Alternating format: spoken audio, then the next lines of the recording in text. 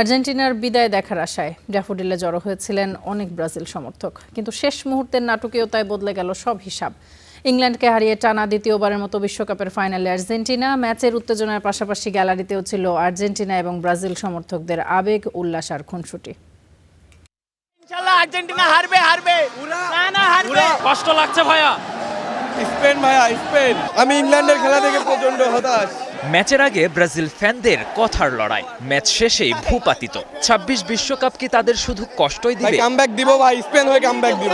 ইংল্যান্ডের দম্ভ চূর্ণ করে যখন আর্জেন্টিনা ফ্যানরা মেতেছে বাঁধ ভাঙা উল্লাসে, তখন ব্রাজিল ফ্যানদের আকাশে কালো মেঘ।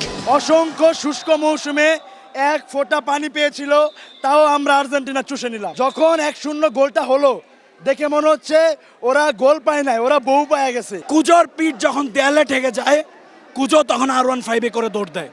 And it is best from আস। আমরা খেলবো, লামিন ইয়ামালকে মাথায় রাখতে হবে।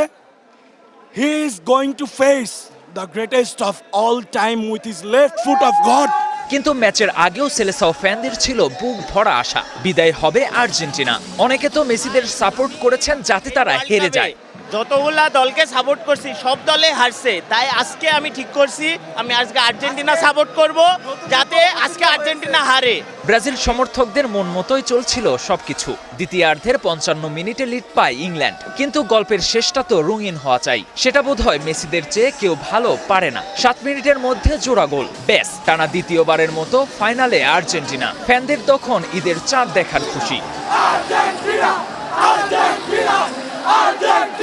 তো যারা ছিল তাদের কাছে একটাই কথা, তারা আর কোনোদিন খেলা দেখতে আইসো না, কিছু বলার নাই।